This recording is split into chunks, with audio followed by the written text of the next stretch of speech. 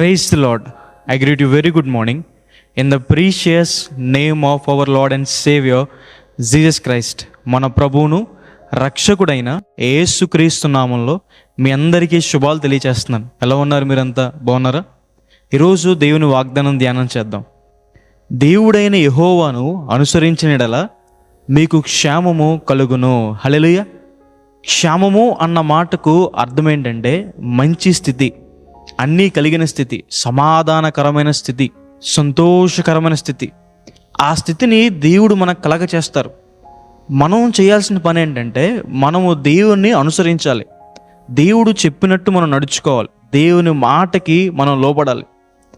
కాలేబు నిండు మనసుతో దేవుణ్ణి వెంబడించినందుకు దేవుడు కాలేబు గారిని కనాను దేశంలోకి చేర్చారు.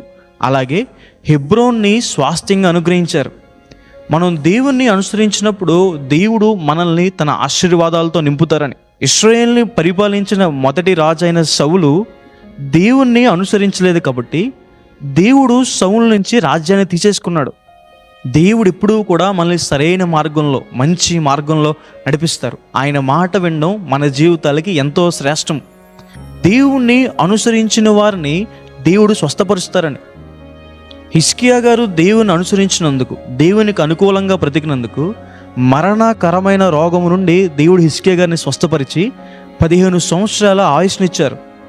దేవుణ్ణి మనం అనుసరిస్తే దేవుడు మనల్ని ఉన్నతమైన స్థలాల్లో నిలబెడతారు. యోసేపు గారిని హెచ్చించినట్టు, దావీదు గారిని హెచ్చించినట్టు, ఎస్తేరు గారిని హెచ్చించినట్లు దేవుడు మనల్ని కూడా హెచ్చిస్తారు. తలగా ఉంచుతారు కానీ తోకగా ఉంచరు. అనేక మందికి దీవెనకరంగా, ఆశీర్వాదకరంగా దేవుడు మనల్ని ఉంచుతారు. కాబట్టి ఈ వాగ్దానం విశ్వసించండి. దేవుణ్ణి అనుసరించడం ద్వారా మనం హెచ్చించబడతాం, స్వస్థత పొందుతాం, మేలులు మన జీవితంలో అనుభవిస్తాం. ప్రార్థన చేసుకుందాం. సర్వశక్తిమంతుడా, జీవంగల దేవేశ ప్రభువా, ఈరోజు ఈ వాగ్దానం ద్వారా మాతో మాట్లాడినందుకు దేవా ప్రభువా మీకు వందనాలు.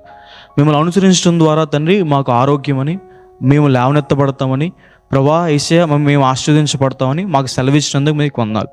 ప్రియులు ఎంతమంది అయితే ఈ వాగ్దానం వీక్షిస్తున్నారో ప్రభువా వారి జీవితంలో ఈ వాగ్దానం నెరవేర్చండి. మిమ్మల్ని అనుసరించే వారిని ప్రభువా ఉన్నతమైన స్థలాల్లో నిలబెట్టండి. ఆరోగ్యం దయచేయండి, ఆశీర్వాదం దయచేయండి, కృపానుగ్రహించమని దేవా యేసు నామమున అడిగి వేడుకుంటున్నాను తండ్రి. Amen. God bless you. God bless India.